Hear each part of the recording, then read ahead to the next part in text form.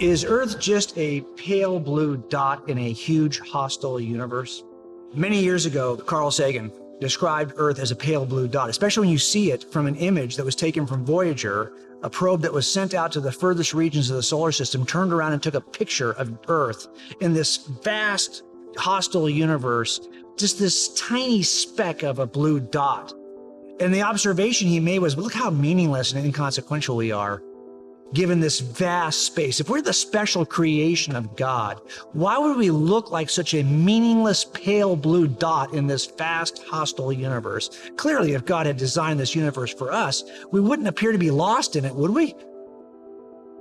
That's an objection I think is worth considering, especially as we get better and better images from the furthest reaches of our solar system. It does appear that we are in this vast universe that seems largely hostile to life. In all the years we've been looking for life across the universe, we've seen nothing to indicate that there is any other life in the universe. Doesn't this really speak against the idea that God is the fine-tuner and designer that is designing this perfect place for humans to emerge? Well, I think there are two ways to look at that.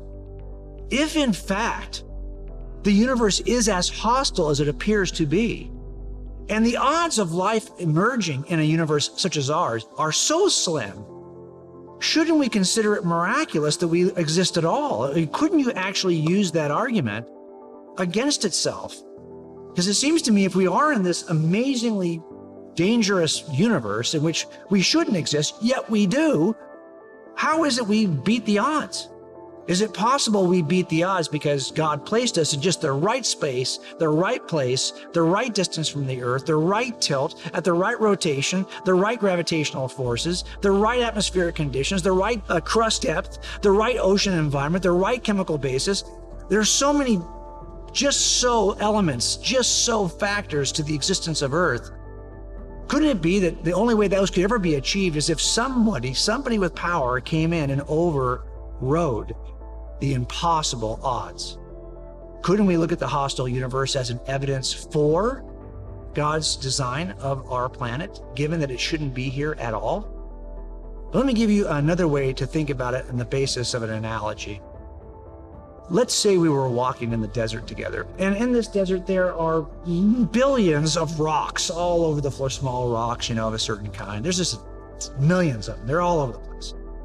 And in this vast desert with all these thousands and billions of stones, we look down at the ground and we see one has, it looks like dried blood on it. And we pick it up, and sure enough, in very fine print, it says, "Help me, I'm locked up in a house about a mile from here," written in someone's blood.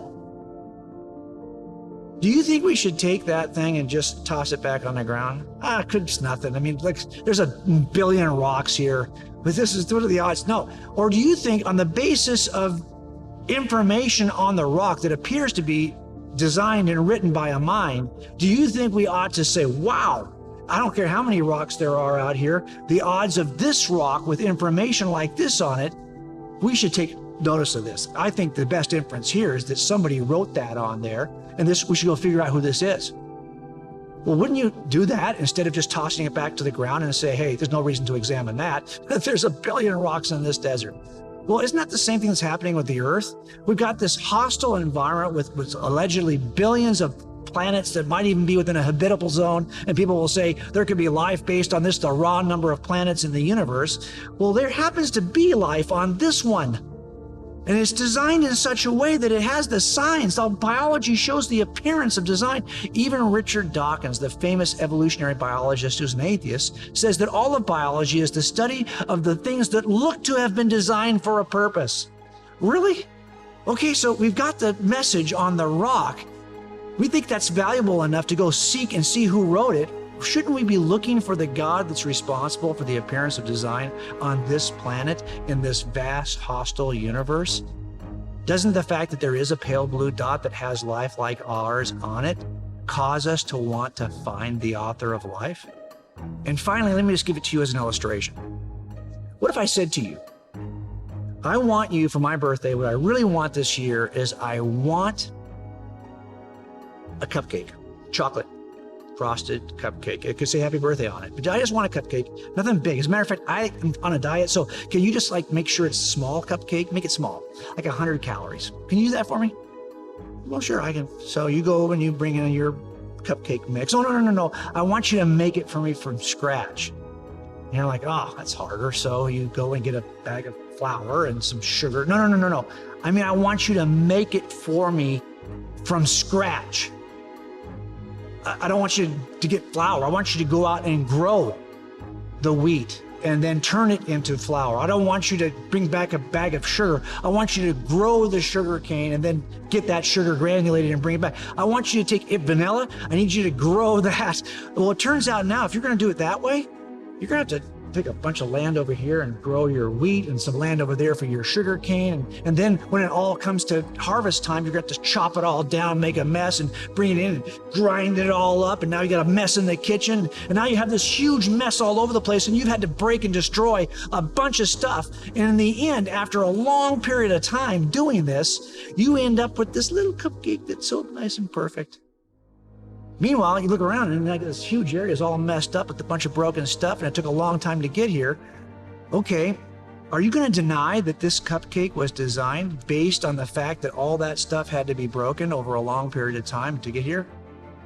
Or is there something about this cupcake that screams design, even if the environment around us now is a mess and it took a long time to get here? We might be in a universe that seems kind of messy and hostile. Why would God have to take up all that space? And why would he take all that time just to design this little bitty planet we call Earth? Well, look, all that took a long time and a lot of destruction to design that little cupcake, and it still screams design. All of that mess and all that time that was required, you had to do that to get from scratch to here. How do we know what physical processes God uses to get from scratch to here? The same reason why you would not deny the design that's inherent in the cupcake, you ought not deny the design that is inherent in Earth. The fact that there might be a big space that's hostile, that appears to be broken or messy or whatever, or it's deteriorating over a process of entropy, it's just part of the process that God uses to design the cupcake we call Earth. If God exists, he wouldn't be so hidden. It's true that when we think about God, we mostly think about God. We cannot say we saw God yesterday. I mean, most of us would say we've never seen God. We've maybe felt his presence. We've prayed to him. We maybe even think we have heard a response from him. But to say we all would agree that God is hidden in some way. And for a lot of my non-believing friends, they would say he's not just hidden in a small way. He's completely hidden. If there is a God, why would he hide himself in this way? It's almost like an evidence against God's existence. He's hidden, therefore he doesn't exist. Well, wait a minute. Is it possible that he might have a good reason to hide? I noticed this as a parent, and maybe it's why some of us don't become believers until after we become parents, so we get a sense of what it is to be a father. Because if he's a loving father, he might behave in a similar way. Look, I've got kids that when I'm present, man, they act a different way, right? You probably have seen that too in your own kids. You know, while you're there, you can have rules for your kids, and they will pretty much do whatever you ask them to do. It's when you leave the room that you wonder if they'll actually do what you've asked them to do. Is it possible that God might be hidden intentionally to try to achieve something in us that cannot be achieved in another way? Look, my kids will often show respect when they were very young, of course, if I'm standing right there. But will they love me and listen to me and respect me and do what I ask them to do when I'm not there? I think that if everyone was overwhelmed with the evidence of God, God was always in everyone's presence constantly, how would anyone ever, you'd never have any reason to seek God. You don't have to seek God if he's standing right next to you. If seeking God, if faith, if this idea of wanting God, of loving God, of not being coerced into loving God, but actually voluntarily loving God, in some way that is going to require at least a dimension of his hiddenness. You know, there's this expression that is used back when I was young. I'm not sure anyone even uses this expression anymore. People were called gold diggers. What's a gold digger? Well, that was like somebody who would maybe marry somebody who's famous just for the purpose of wanting their money or fame, right? So you might marry this famous person and all you really want is their money and you don't really love them, right? I think we see that once in a while, right? Some famous actress is married to somebody or some famous actor is married to somebody. And you kind of wonder if that person wasn't who they are today, would that spouse even be I would kind of wonder if I was that famous person. Does this person who just married me really love me, or just love what I can offer that person? There's a way, a part of me would like, I always want to hide who I am to see if that person really loves me or doesn't just love my fame or my power or my money. Well, isn't there something similar about this with God? I mean, it's easy to love something that constantly favors you, that constantly gives you a blessing, or that constantly, what if I will remain hidden? What if God's remaining hidden just so that he knows that your love for him is genuine, in the same way that somebody who's got power and wealth and notoriety might want to mask that to make sure the person who says they love him or her really does.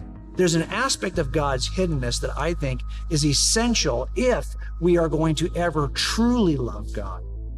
But let me give you another way of thinking about this. I find people all the time will tell me that they think God is hidden, yet they don't seem to be looking for him. You know, like him hide and seek requires not only the hider, but the seeker. I mean, how many of us are actually seeking to begin with? I think God can look really hidden if you're not looking. And a lot of it comes down to whether or not we are looking for him. I remember as a new Christian doing something that irritates me today, but I remember many times my baseline as an atheist was that when something good happens, it's probably just good fortune. If you get healed, it's probably because you took the doctor's medicine. In other words, whenever something good happened, I would attribute it, even when something bad happened, I would attribute it to physics and chemistry and the forces of nature. I would never attribute these things to God. And even as a new Christian, when something good would happen, even if I prayed for it, I still would sometimes attribute it to chance, just out of like a reaction, my common experience for 35 years. I would always do it that way. So even if I prayed for something and then it was delivered to me, I would go, wow, I was lucky. Oh, no, wait a minute. Yeah, God can appear to be hidden if we continue to attribute the actions of God to just random chance and the forces of nature. And I think sometimes as Christians, we're likely to do that. One extreme or the other, right? Either we kind of miss God's action in the world because we're not looking for it, or we just attribute everything to God, right? I think we have to find that healthy balance. But if you aren't seeking, don't be surprised that it might feel like God is hiding. And if you're continuing to attribute everything in your world to just luck or chance, it might just be you've missed all the obvious signs God has been giving you that he exists in the first place. God may not be hidden as much as you're not looking.